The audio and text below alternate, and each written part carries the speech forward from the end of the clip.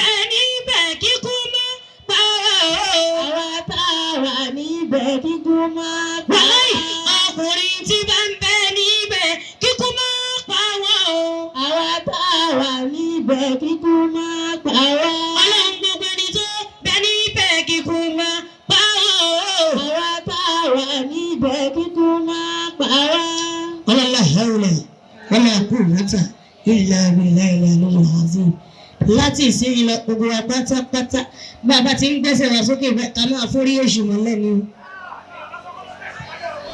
Ṣé ẹ ti ń gbọ́? Bàbá tí ń gbẹ́sẹ̀ wá báyìí ká máa forí èṣù mọ́lẹ̀ ni. Àmọ́ ẹ má gbàgbé pé tẹ́ ẹ bá ń sáré náà ẹ mọ̀ sọ̀kò fẹ́ṣù nítorí pé ní Mẹ̀dínà náà wọ́n sọ̀kò fẹ́ṣù ní Mẹ́kà wọ́n sọ̀kò fẹ́ṣù ni. Salamu alaikum wa rahmatullahi wa barakatuh.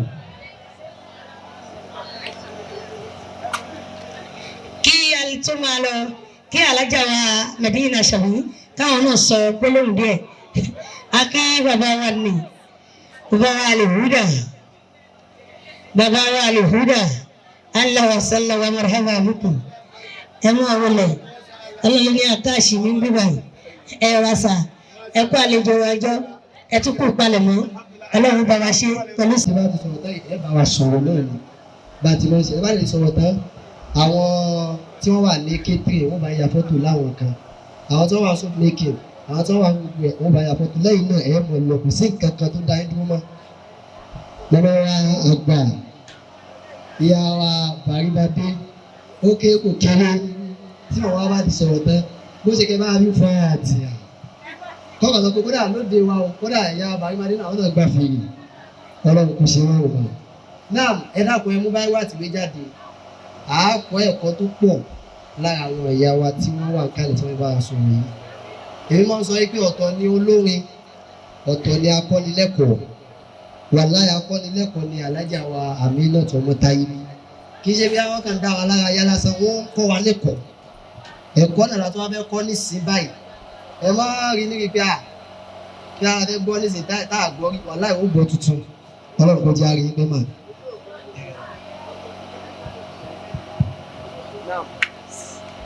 Assalamu alaikum wa rahmatullahi wa barakatuh.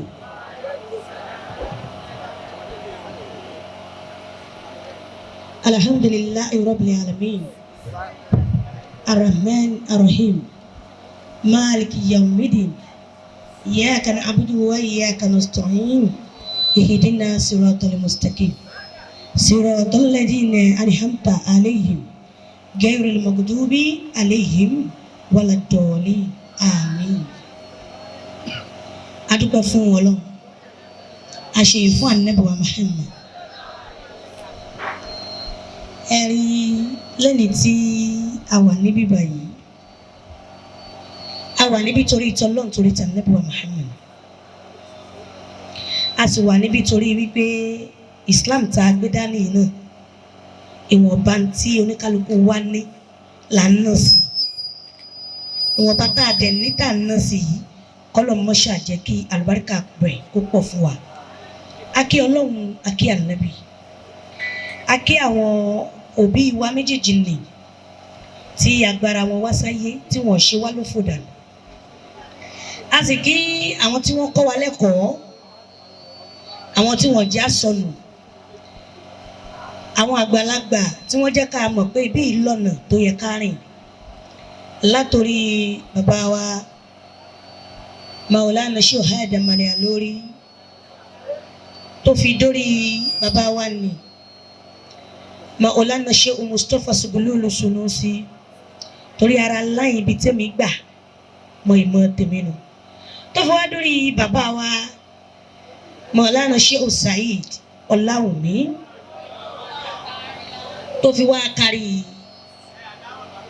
àwọn àléfà wọn bẹ́ẹ̀ bẹ́ẹ̀ látòrí àléfà wa bàbá wa àgbà tó jẹ́ world best bàbá wa Sheikh Habibullah Al-Ilory tó fi wá dórí àléfà tèmi nílé bàbá wa lórílẹ̀ tá a mọ̀ sí Maulana Sheikh Ibrahim Ọláwùmí ọlọ́run kó bá wa gùn wọ́n lẹ́mìí ọlọ́run jẹ́ oríṣẹ́ náà jẹ́ níbi àpẹẹrẹ torí gbogbo ẹni tí ò bá ti ní múríṣídù àbí tí ò láàfà bí ẹni tí ò ní nǹkan kan láyé náà ni gbogbo tó bá ti ń wí yóò mọ wíwí kúwì ni àwọn àgbàlagbà yìí ọlọ́run bá wa gùn wọ́n lẹ́mìí tí wọ́n ṣẹ́kù lórílẹ̀ kó yẹ ọlọ́run jẹ́ kí iṣẹ́ tí ọlọ́run rán wọn sáwa náà kọ́lọ̀ jó tara wa hàn àlùbáríkà tó tóbi ànábì Muhammad wọ́n á gí àfáà wa tí wọ́n pè wá sí program tèmi tá a mọ̀ sí Lao Foundation Empowerment Program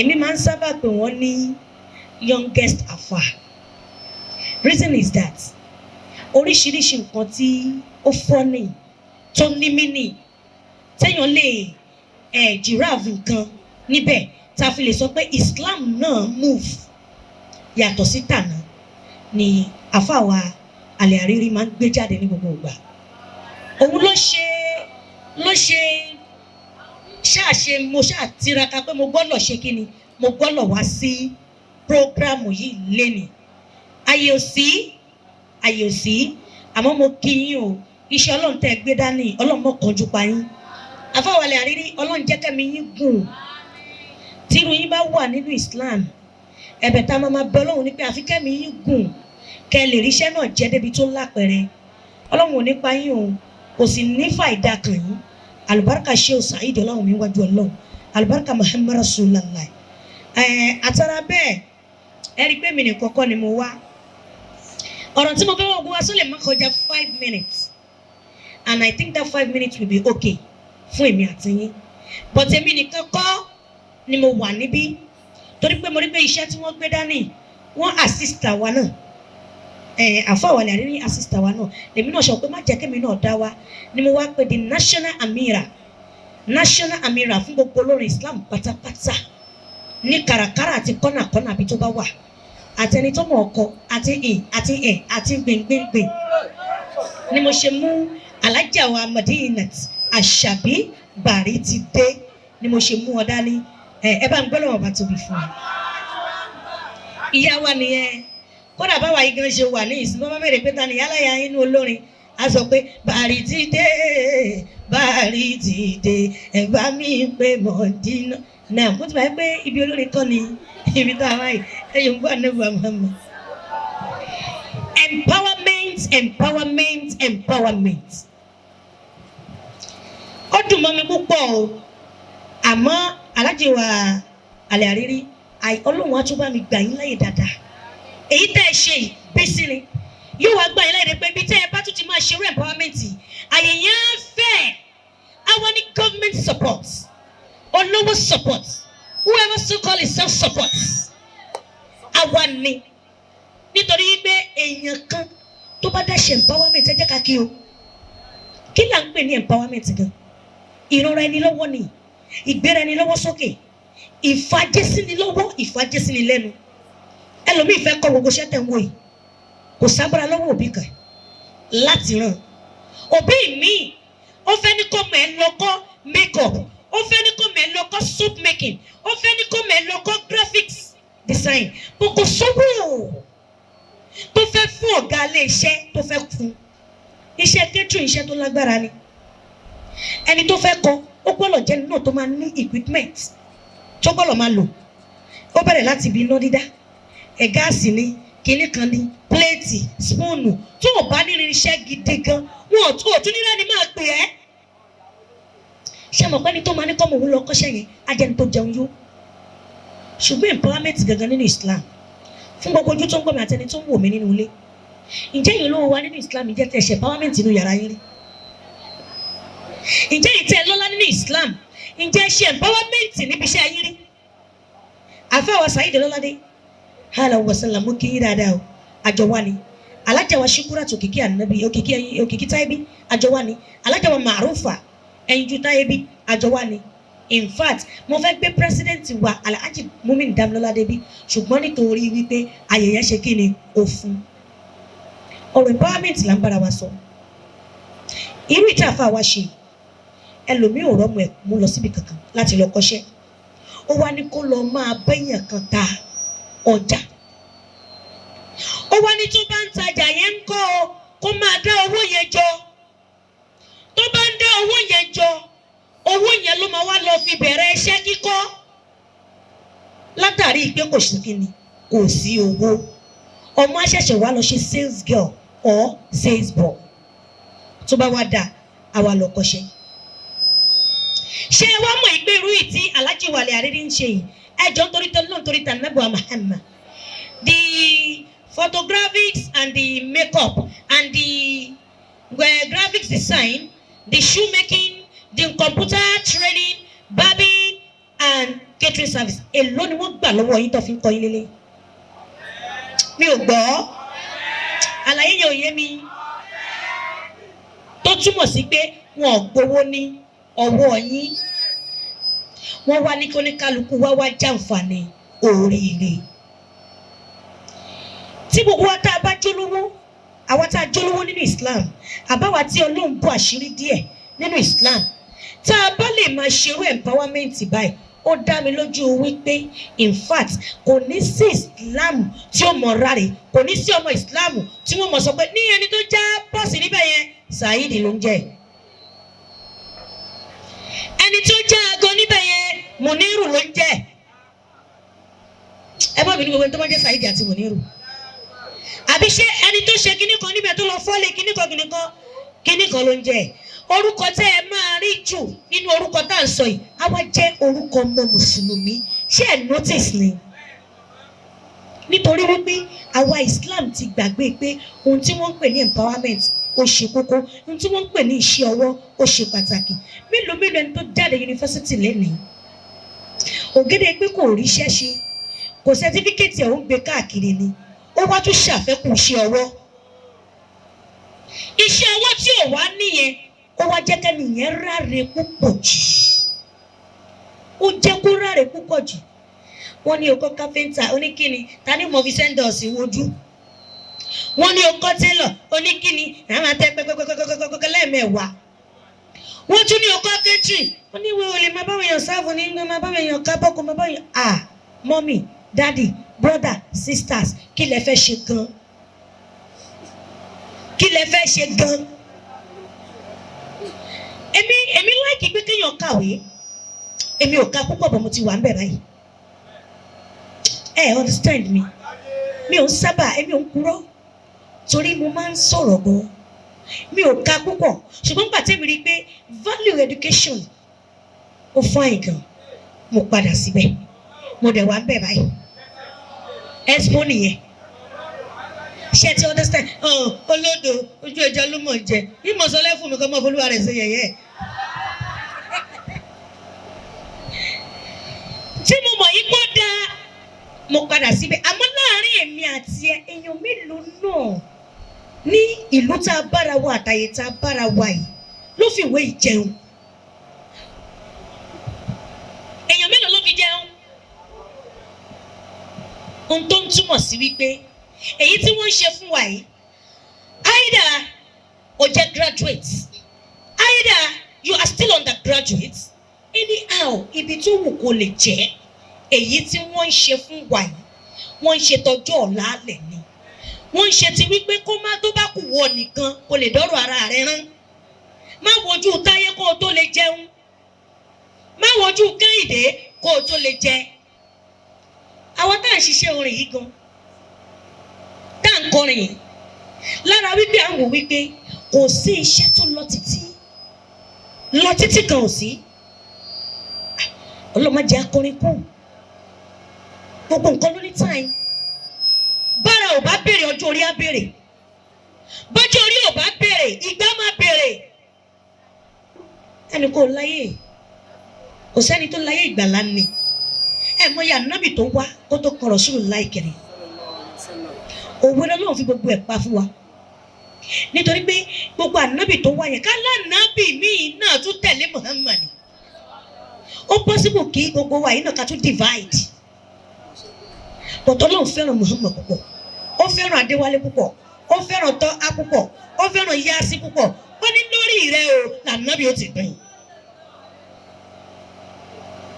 òye òwe láyé ń pa fún wa pé ìlú tá a wà yìí we need to empower ourselves. ẹlòmíì ò lè máa kówó fún wa náà. wọ́n ta ló tẹ̀lé kówó fún wa láàrin èmi àti yàtọ̀ lọ. ṣáwọn ìjọba wa ní kówó fún wa. àwọn ìjọba sọ fún wa wípé wọ́n ní wọ́n ṣètò kan sí each local government. wọ́n fẹ́ fi empower àwọn aráàlú. mo ò mọ̀ bóyá ẹ gbọ́ sí gbogbo stuff yẹn. wọ́n wá ní ká wá máa yá owó. láàrin èmi àti èèyàn mélòó lẹ́rí tó rí yá. ṣóká gbogbo wa, ṣókọ gbogbo wa. fíìwù àwọn èèyàn tó kàn níwọ̀nba díẹ̀ tó kàn àwọn náà ló kàn. torí pé tó bá kàn mí àti ẹ náà ni ó dá mi lójú wípé iṣẹ́ tá a fẹ́ kọ́ yìí gan owó àti wà nílẹ̀ pé tá a máa fi establish mi. kò lè ká wa ohun tó ní kálukú bá mọ̀ lénìí òun ni tiẹ̀. àwọn olórin kò ní yà yín lẹ́nu kẹ́ ẹ gbọ́ lọ́la pé alájà wa Àṣàbí Bàrítidé wọ́n ṣí a very big restaurant at the Bàrítidé restaurant of food kìnnìkan ẹnu káwọn àmọ́ jẹun ọ̀fẹ́ mbẹ́. ó lè dọ̀tún ńlá èmi ò sọ yín ò padà mọ́. ó lè dọ̀tún ńlá kẹ́ gbọ́ pé Táyé bí ó ti ṣí iléeṣẹ́ kan wọ́n ní Fọlá's Empire. ìyẹn tiẹ̀ ti wà náà àwa náà tó ń túmọ̀ sí pé kò sí ohun tó dàbí kéèyàn ṣe kí ni kò ní ṣe ọwọ́. orin tá à ń kọ gift ni, it's gift from God. ẹ̀bùn ni Ọlọ́run tó dẹ̀ fún yàn lẹ́bùn ó ní reason. but táwa náà bá tún àdìgbò wípé èmi náà fẹ́ lẹ́nu báyìí mo fẹ́ lẹ́nu báyìí mo fẹ́ lẹ́nu báyìí káládùúgbò tí mò ń gbé ká lọ súnmọ́ bíi tẹ́ ti ń ṣe empowerment yìí. iṣẹ́ tí mo like jù ni wípé kí n kọ́ bí wọ́n ṣe ń ya fọ́tò then bí wọ́n ṣe ń make up. I love anything beauty. mo love nǹkan tó bá ti ń pè ní ẹ̀ṣọ́ obìnrin pé kọ́ ti ẹ̀wọ́ mi kọ́kọ́ sọ pé mọ̀rí àbá ẹ̀ máa wọlé ẹlẹ́yinjú ẹ̀gẹ́ olójú tó ń dán alára tó ń dán. in fact mo love it but nítorí wípé mi ò súnmọ́ bí mi ò ṣe súnmọ́ bí yẹn náà mo appreciate Ọlọ́run lára àfáàwà Àlẹ́ Àrírí. nítorí wípé ohun tí wọ́n dálẹ̀ yìí iye ẹnìkan kan tó bá lè mọ̀ tó lè kọ́ tó lè mọ̀ ibà méjì ibà mẹ́ta ẹ̀ ní gbàgbé nínú tẹ́ ẹ bá ń kọ story live yìí pé there was a year kìnìkan 2020 when I was the training of kìnìkan in under the empowerment of Lao Foundation bam ó ti wà lára history ẹnìyẹn nìyẹn tí ò ní kúrò. Ọlọ́run jẹ́ kí bàbá wa Àlẹ́ Àrírí kọ́ mọ̀ bẹ́ẹ̀ títí láéláé. àmọ́ ṣe mọ̀ pé kò sẹ́ni tí yóò mọ̀ bẹ́ẹ̀ náà forever. kọ́lọ̀ jẹ́ kí wọ́n lo 150. ó lè jẹ́ pé tígbà tí wọ́n bá lo 150 yẹn bóyá ni tó ń sọ̀rọ̀ yẹn gangan bóyá bàbá wa ṣì ń bẹ bóyá wọ́n tún ń bẹ gbogbo ìgbà tó bá rántí láyé Ọlọ́run sì mọ̀ ṣàdúrà fún bàbá wa. ibi tẹ́lọ̀mí ti ṣoríire ẹ̀ mọ́. àmọ́ ìmọ̀ràn mi sí gbogbo àwa tá à ń kọ́ yìí àbúkọ wa tí wọ́n ní pé ká máa kọ́ yìí ẹ má torí wípé torí mi ò san kọ́bọ̀ torí mi ò san sísì ẹ ṣáà jẹ́ kí n kan ṣẹ́gẹ́láńtì wàhálà fún àyẹn pọ̀ jàre kó ṣáà ti rí mi pé mo wá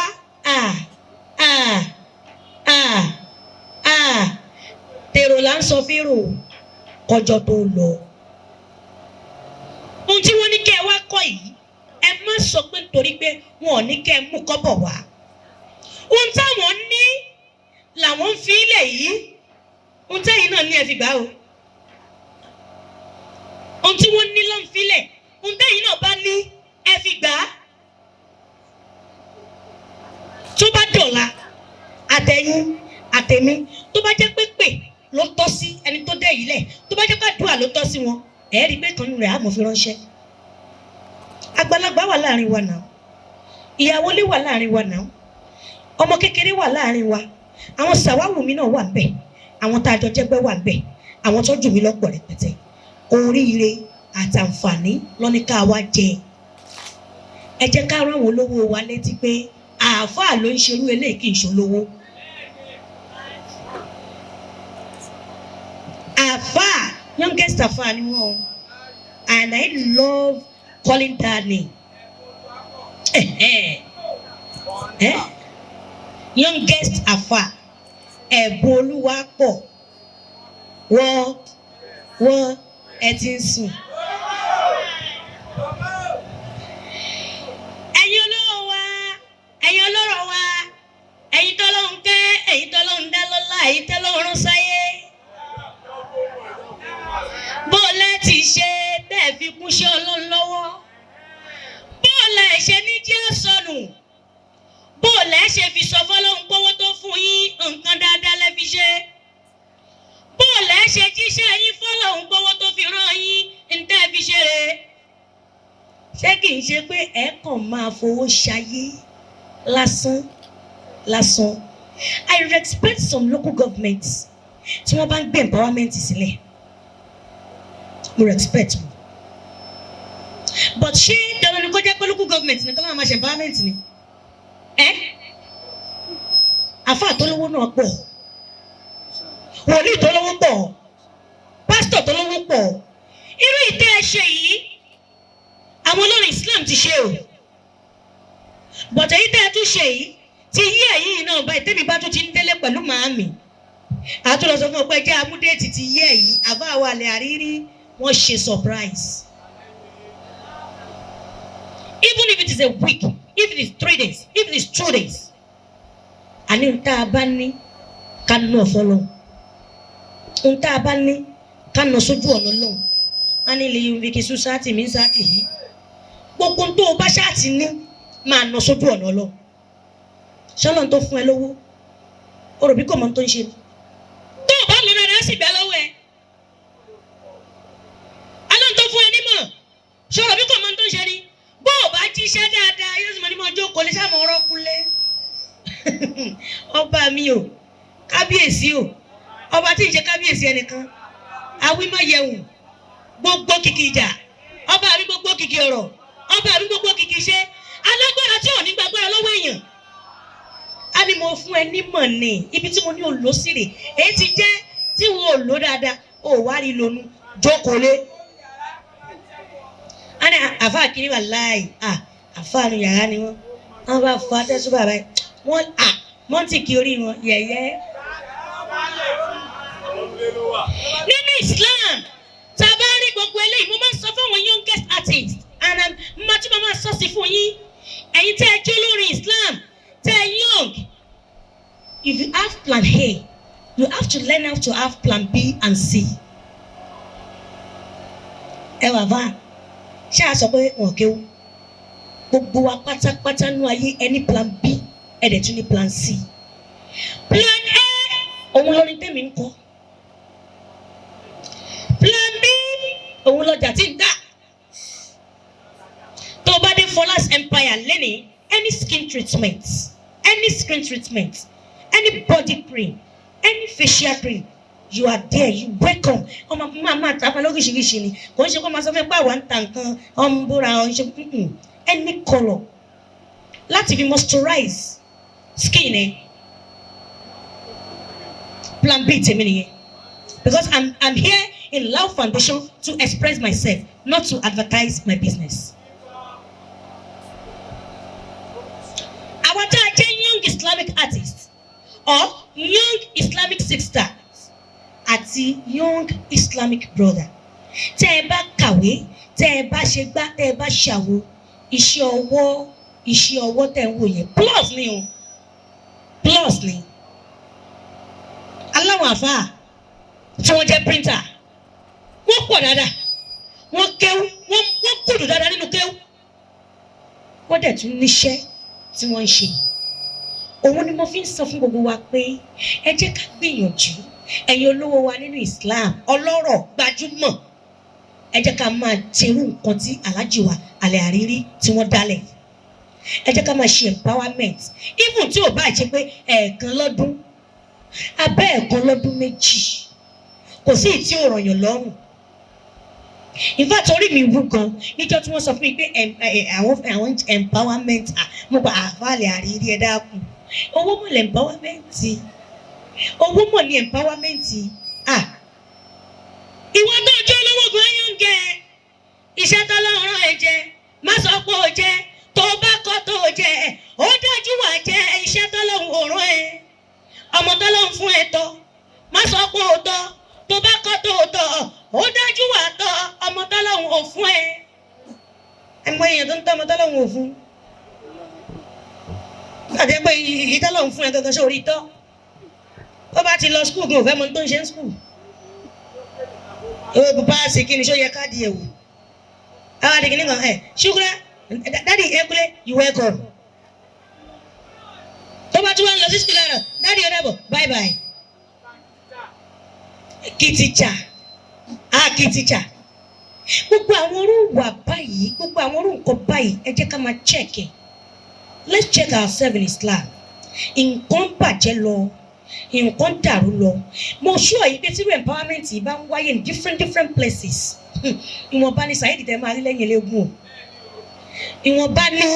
ìwọ̀nba ni Ibrahim tẹ́ ẹ máa rí tí ó mọ̀ jábàgì o ìwọ̀nba ni Mùrítádà bò ó ṣẹ̀rá àwọn ọmọ yìí ọlọ́wọ́ mọ̀ jẹ́ ẹwọ náà ṣé ti understand àìmọye irú àwọn orúkọ Islam tẹ máa rí ẹni tó bá ń tà láti máa wo tẹ bá lọ ń wo cell ìyẹn tẹ bá lọ ń ṣe àbẹ̀wò sí ọgbà ẹ̀wọ̀n prison yard dáadáa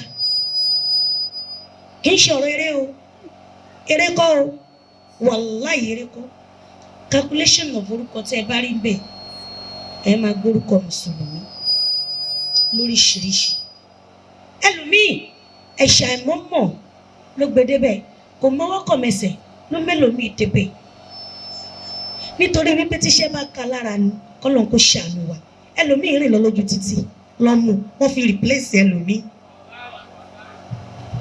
àmọ́ gbogbo ẹ̀ pátápátá wọ́n ní bẹ́ẹ̀ nìyẹn orí ọlọ́run rí bẹ́ẹ̀ nìyẹn orí o ọlọ́run rí o gbogbo ẹ̀dá tó ṣiṣẹ́ ìbàjẹ́ tó wá pọ̀ lọ́hùn lẹ́jọ́ torí wọn tó bá ṣiṣẹ́ ìbàjẹ́ òun pọ̀ lọ́hùn lẹ́jọ́ ni òun sọ pé kò sẹ́ni tó fẹ́ mú ẹnu àmọ́ ìtẹ́mi kàn sọ fún gbogbo wa tá à ń ṣe yìí empowerment ni àwọn Allahu Foundation ṣe tó wú wa lórí Islam ẹ jẹ́ á jí Islam ẹ jẹ́ á jí let's turn up on something even tó bá jẹ́ pé ẹ̀kọ́ wọlé iṣẹ́ kan bóyá abirin sí bóyá catering shop lẹ́lọ àbí tailoring whatever lẹ́lọ ẹ wá sọ pé olówó kan débẹ̀ wọ́n ò gbà ẹ̀yin ọmọ tí ń kọ́ kọ̀ǹpútà kìíní iṣẹ́ wa ok kí lórúkọ tiẹ̀ àbọ̀bọ̀ state kí lórúkọ tiẹ̀ Balikis kí lórúkọ tiẹ̀ Aminat kí lórúkọ tiẹ̀ Madinat ẹ ti understand ó kọ̀ lówó pé ọ̀gá àwọn mẹ́rin ni mo fẹ́ fún ní machine ẹgbà ṣe mọ̀ pé o pèrò kó o ṣe empowerment but partially o ti ṣe empowerment fún ọmọ yẹn fáwọn tó fún nínú iṣẹ́ o ti dá wọn lókòwò ẹlòmíì ọmọ ọ̀dọ̀ tó gbà sínú ilé nítorí pé wọ́n ti fún ẹ lọ́mọdọ̀ yẹn o ti believe wípé kó ṣáà máa lò ìyá dẹ̀ máa bẹ́ẹ̀ kọ́ṣọ́ àwọn ọmọ school á máa bẹ́ẹ̀ tọ́jú àwọn ọmọ tiẹ̀ kì í ṣe pé kò béèrè pé ṣé wọ́n gbọ́ fẹ́ kàwé ni àbò fẹ́ kọ́ṣẹ́ tó o bá empower ẹ̀ náà gbogbo táwọn ẹ̀ náà bá dà òun náà ní òkàdà kò ká máa tọ́jú ìjà nítorí ìjọ ọjà Islam ọ̀rọ̀ tèmi Alájà Aminat Babalọ́lá Balógun ọmọ Táyébí ìyá kékeré Èkó tí ò ṣe jí gbé Amira Shuara òun ni wípé Islam ẹ̀jẹ̀ ají o ẹ má jẹ́ àsùn empowerment yìí kó má pín sọ́dọ̀ Alhaji wa Alẹ́ Àrírí let's continue in different asalatu is there any information àsàlátù kankan gbogbo àsàlátù yóò léwu tó lóhùn iṣẹ́ àsàlátù lábẹ́ ànábì wa Muhammad ẹ jẹ́ ká máa ṣe empowerment ẹ jẹ́ ká máa ṣe empowerment ìfẹ́ sọ́dọ̀rin ni ẹ jẹ́ ká máa ṣe empowerment gbogbo àsàlátù pátápátá gbogbo ìjọ Islam gbogbo society gbogbo union tó wà lọ́ndà Islam ẹ jẹ́ ká máa ṣe empowerment. I'm happy for everybody tó wà níbí báyìí lẹ́nìí gbogbo èyí tẹ́ ẹ kọ́ yìí Ọlọ́run á jẹ́ ó yé yín Ọlọ́run á jẹ́ ó wúlò fún yín Ọlọ́run á jẹ́ ó wúlò fún yín ẹ fi lówó ẹ fi rọ́lá ẹ fi réyì ẹ fi rẹ́mi gígùn ẹ fi rálùbáríkà tó jẹ́ pé bíbá yìí náà ẹ máa forúkọ Lau Foundation yìí ẹ máa fi sọ̀rọ̀ rẹ̀ àlùbáríkà òjíṣẹ́ ńlá Rasul Karim Alhaji wa Àrírí ẹ ṣe tí ẹgbẹ̀ wá láyè láti sọ wótòwótò tí àwa sọ níbí ní èní wótòwótò tí àwa sọ ní ibi báyìí lẹ́nu adúpẹ́ pé ẹgbà wá ní ààyè ní àti sọ Ọlọ́run tó ní kò ní kúrú ẹ̀mí yín báyìí àlùbáríkà nẹ́bù àmọ́.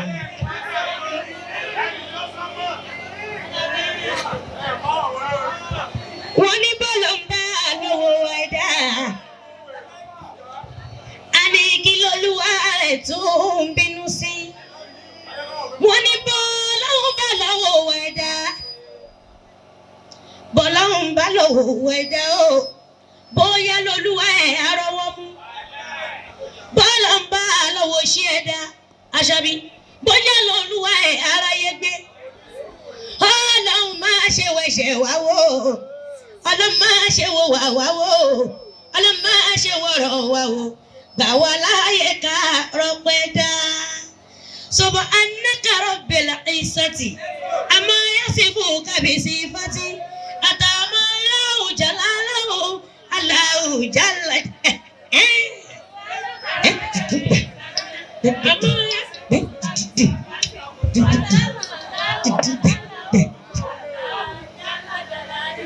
Subhanaka rabbil izzati amma yasifuna bi sifati atama Allahu jalaluhu Allahu jalla jalaluhu Subhanaka rabbil izzati amma yasifuna bi sifati atama Allahu jalaluhu Allahu jalla jalaluhu. Ọ̀yá gbogbo ọgbọ́n bẹ́ẹ̀ kí àdìdé ká ṣe síkìrì fọ́bá mi láyé.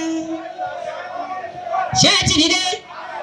Ṣé ká gbé bọ́dì sókè fọ́bá mi láyé? Ọ̀yá ẹ̀jẹ̀ sọ pé ọlá láìlára ìlànà. Ìlànà. Ọlá láìlára ìlànà. Láìlára ìlànà. Ìlànà. Ọlá láìlára ìlànà. Ẹ̀rẹ̀ àmúni. Ìlànà. Àròhìmí. Ìlànà. Àìmọ́lùkù. Ìlànà. Àìkú òbíṣe. Ìlànà. Ọ̀yá ẹ má gbàgbé ẹ má mi kàn ó. Ẹ̀san bẹ́ẹ̀. Ẹ má gbàgbé ẹ má mi kàn ó. Ẹ̀san bẹ́ẹ̀. Bó ṣe wà gbèsò rẹ̀. Ẹ̀san bẹ́ẹ̀. Bó jẹ́ ká ló mọ mọ́tẹ̀ yìí ó. Ẹ̀san bẹ́ẹ̀. Ọ̀yá ilé ẹ̀kọ́ Àrírí kò máa ní bàjẹ́ o. Àwa tá a wà níbẹ̀ kíkú máa pa wá. Ilé ẹ̀kọ́ Àrírí kò máa ní dàrú o. Àwa tá a wà níbẹ̀ kíkú máa pa wá. Àní ilé ẹ̀kọ́ Àrírí kò máa ní dàrú o. Àwa tá a wà níbẹ̀ kíkú máa pa wá. Àní àwa tá a wà níbẹ̀ kíkú máa pa wá o. Àwa tá a wà níbẹ̀ kíkú máa pa wá. Obìnrin tó ń bẹ níbẹ̀ kíkú máa pa wá o. Àwa tá a wà níbẹ̀ kíkú máa pa wá. Ọkùnrin tí bá ń bẹ níbẹ̀ kíkú máa pa wá o. Àwa tá a wà níbẹ̀ kíkú máa pa wá. Ọlọ́run gbogbo ẹni tó bẹ níbẹ̀ kíkú máa pa wá o. Àwa tá a wà níbẹ̀ kíkú máa pa wá. Wala hawla wala quwwata illa billahi al-aliyyil azim.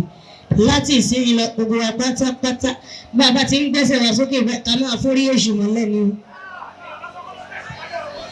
Ṣé ẹ ti ń gbọ́? Bá a bá ti ń gbẹ́sẹ̀ wá báyìí ká máa forí èṣù mọ́lẹ̀ ni. Àmọ́ ẹ má gbàgbé pé tẹ́ ẹ bá ń sáré náà ẹ mọ̀ sọ̀kò fẹ́ṣù nítorí pé ní Mẹ̀dínà náà wọ́n ń sọ̀kò fẹ́ṣù ní Mẹ́kà wọ́n ń sọ̀kò fẹ́ṣù ni. Salamu alaikum warahmatullahi wabarakatuh.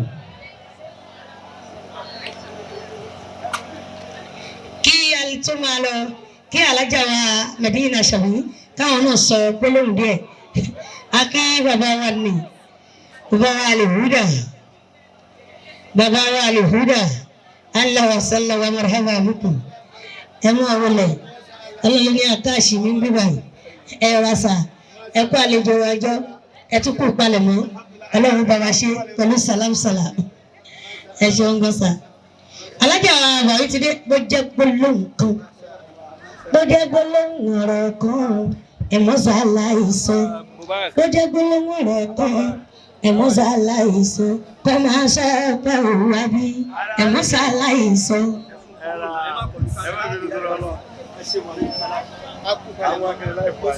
Assalamu alaikum wa rahmatullahi wa barakatuh. I'm very happy to be here today. Inú mi dùn láti rí gbogbo nǹkan tí mo rí ń bí. Nígbà tí akékeré Èkó tó ní mọ́ mi Àṣàbí ó yẹ ẹja lọ agbo ìpàrámẹ́ǹtì mo ní ẹ̀rọ àpò.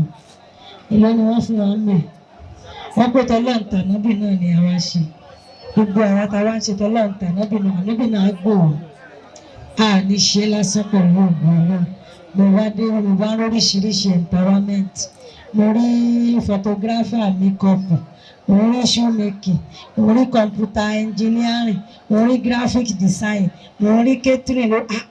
Bóò ló ti jẹ́ torí èmi Alájà Medina Ṣàbí Bàrí tó ti dé ọmọ tó ń sọ. Èmi a máa fẹ́ràn oúnjẹ o torí wọ́n ló ń jẹ làwọ̀ èmi a máa jẹun. Bẹ́ẹ̀ ni oúnjẹ lórí àwọ̀ wọ́n bá ní kí ni best food tèmi gbẹ̀gìrì àtẹwédú àtàmàlà. Wọ́n bá ti ní ẹnu Ìbàdàn kí ni sùúrù rẹ̀ wọ́n ní sòsù ọ̀rẹ́ wọ́n á ní kí lè jẹ lánàá ẹran síkìnì kí la fi dé Èkó gúúsì sí àná gbọdọ̀ bí mo bá sí àbí. Bẹ́ẹ̀ ni èmi àti láwọn catering mi wọ́n dáná oúnjẹ tá a jẹun ojú ọ̀rọ̀ ní ti gbogbo wa. Ìyá kékeré Èkó ti sọ mọ́ọ̀tì nípa ọ̀rọ̀ kò easy o. Àwọn àgbà àwọn ọkùnrin kan wọ́n ní ó easy láti mẹ́ṣin dòdò àmọ́ kò easy láti fi ọmọ wọn mi. Ẹ gbọ́ gbogbo wa là ń bẹ lọ́run gbogbo òbí ló bẹ lọ́run kó jèrè ọmọ. Èmi a máa sọ kíní kan máa ní bọ́wọ́ bá mọ́ tọkàn mọ́ bọ́wọ́ bá mọ́ tọkàn mọ́ ìyókù dọ́wọ́ Ẹlẹ́dùà àtòrí ẹni o. Ọmọ mi ṣe catering, ọmọ mi ṣe shoemakers, ọmọ mi ṣe oríṣiríṣi o. Wọ́n ní bọ́wọ́ bá mọ́ tọkàn mọ́ bọ́wọ́ bá mọ́ tọkàn mọ́ ìyókù dọ́wọ́ Ẹlẹ́dùà àtòrí ẹni o. Orí ni gbogbo nǹkan láyé. Èèyàn tí ò níṣẹ́ láyé ìyá náà oríṣiríṣi ọmọ ló wà lábẹ́ bíríìjì Ọlọ́run ní sọmọ tiwa bẹ́ẹ̀. Àwọn kan ń já báàgì gbà àwọn kan ń sábẹ́ bíríìjì ohun wọn lòmíì kò wọn lòmíì ṣùgbọ́n kí ni ọwọ́ orí ni. Torí èmi ṣe rí orí a máa gbé ní bèbèrè ara empowerment náà ni. Gẹ́gẹ́ bí ìyá kékeré Èkó ṣe sọ àwọn gọ́ọ̀mẹ̀ntì wa kí lẹ̀ ń ṣe nípa empowerment. Gbogbo ẹ̀yin gọ́ọ̀mẹ̀ntì wa a ní kí lẹ̀ ń ṣe fún wa nípa empowerment. Gbogbo wa kọ́ la máa lóró gbogbo wa kọ́ la máa dọlọ́lá. Wọ́n ń pariwo lọ́tùn wọ́n sì pé ìyà ń jẹ mẹ̀kúnnù ìyà ń jẹ wọ́n lóòótọ́ kò sẹ́ni tó bẹ lọ́rùn ìyà. Ẹ jẹ́ káwa náà jẹ kó tó kó ṣẹ́kù nínú ayé. Gbogbo wa là ń sọ pé èmi á jèrè ọmọ mi òye àwọn á jèrè ọmọ wa ẹni rẹ̀ ló gbọ́ ní gbádùn ọkà o ẹni ṣe ẹ̀gúsí ní gbádùn ọbẹ̀ o.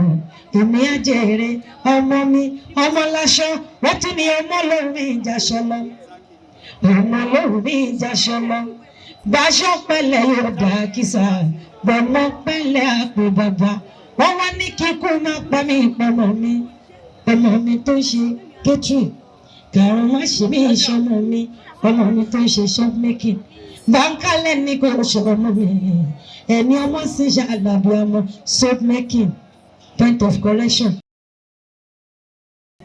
Gbogbo wa wọ́n ní àtẹ̀wọ́ labálà a ò mẹ́ni tó kọ́ ọwọ́ tèmi Mọ̀dínátù Àṣàbí Bàrí ti di àlà èmi arabi tọwọ́ tí wá ti ń là wá òun ní nǹkan tí àáfàá wa gbélé yìí mo tún máa gbọ́ sí wọn láàfàá wa ọgbà kọ́bọ̀ lọ́wọ́ ẹnikẹ́ni gbogbo wa pátá la máa bá àánú Ọlọ́run pàdé àtọkùnrin wa àtobìnrin wa àtọmọdé ni àtàgbà à ń bá àánú Ọlọ́run pàdé. Ẹ wá jẹ́ kí n sọ kíní kan fún yín mo rá àwọn tó wà ń bẹ̀ yẹn tó ń ṣe make up gẹ́gẹ́ bí akékeré èkó ṣe sọ báwo bá make up wa ìgbádùn ara wa torí pé kí ni iṣẹ́ tá à ń ṣe wọ́n fẹ́ wò wá ó dáa ká máa tún ara ṣe the way tó bá ṣe present ara ẹ̀ lọ́ ṣe máa ṣe kí ni lọ́ ṣe máa gbé ẹ kalẹ̀ nígbà tá a dé bí nísìn wọ́n ń welcome wa lọ́tún lọ́sì ìdí mi sí òun nìṣọ́ ni lọ́jọ́ tá a bá dé bí nísìn tá a múra dáadáa tá a ṣojú dáadáa ẹ jọ̀ọ́ kí la fẹ́ fi jẹ́ kí inú yín dùn ẹ ní lè tọ́ka sí wa Bàrí ti dé ló ń bọ̀ yìí ọmọ Táyé ló ń bọ̀ yìí ẹ̀yìn ju Táyé ló ń bọ̀ yìí ẹ̀yìn ju Bàrí ti dé ló ń bọ̀ yìí inú yín ò ní dùn pọ̀ nígbà tí ẹrí wúwo ta ṣe make up wa fẹ́rẹ́fẹ́ bí ò bá ti yẹ pọ̀ jù gbogbo yín nínú wa dùn.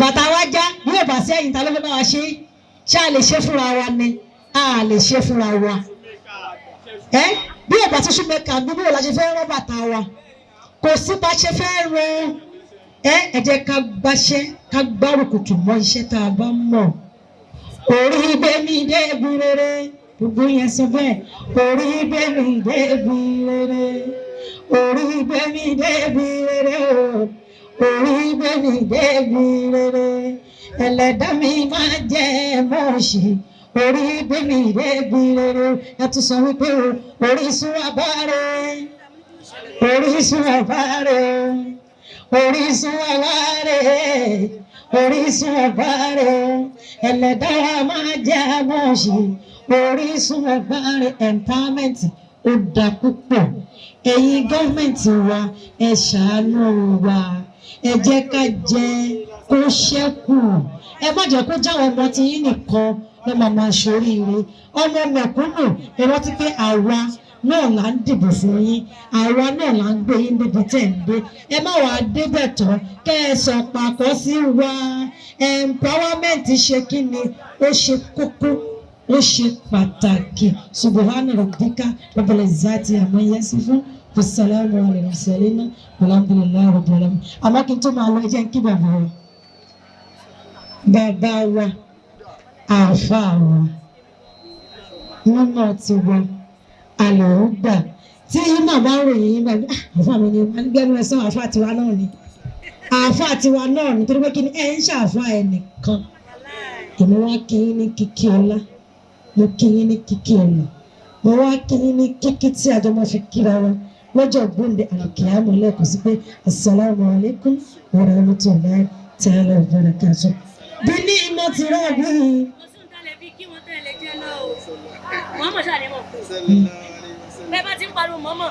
wọ́n ti wá láìpẹ́ máa yin Ọlọ́run wọ́n ní mo wá máa yin náà ni mo wá máa yin náà ni gẹ́gẹ́gẹ́gẹ́gẹ́gẹ́gẹ́gẹ́gẹ́gẹ́ mo wá máa yin náà ni mo wá máa yin náà ni lọ́kọ́rí gbọ́ mo wá wọn gbogbo ọgbà mo wá wọn mo wá máa yin náà ni mo wá máa yin náà ni mo kí bàbá wa mo kí bàbá wa mo kí bàbá wa.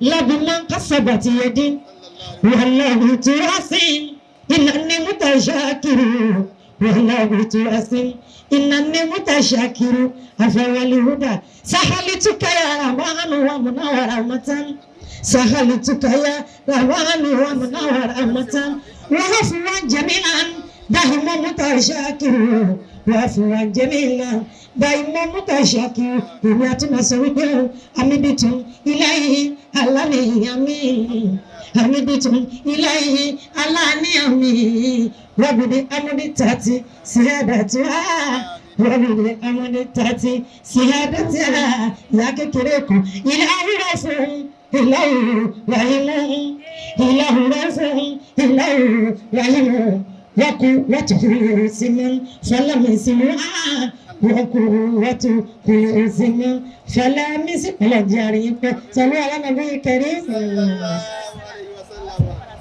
akí àwọn àlùdà nísìnyí báyìí àwọn ọ̀rọ̀ sálámù sí wa bàbá wa àlùdà tí wọ́n dé àwa tí a bá ní iṣẹ́ kan tí a ń bá lọ ẹ jẹ́ á wo ibì kan tá a lè sáré fi kọ́ láàrin bíi ìṣẹ́jú márùn-ún bóyá ń ṣàlàyé kinní kan fún wa ká sáré fi kọ́ lẹ́yìn tí a bá ti fi ọ̀rọ̀ náà kọ́ a padà wá sọ́dọ̀ bàbá wa àlùdà tí a bá ti wá gbọ́ ọ̀rọ̀ wọn tán pẹ̀lú yọ̀ǹda ọlọ́run à á yọ̀ǹda ara wa àmọ́ àwọn tá à ń ṣàlàyé ọṣẹ tá a bá ní àlàyé kan tí a fẹ́ ṣe ẹ jẹ́ á pọ̀ sínú àlàyé yẹn náà báyìí.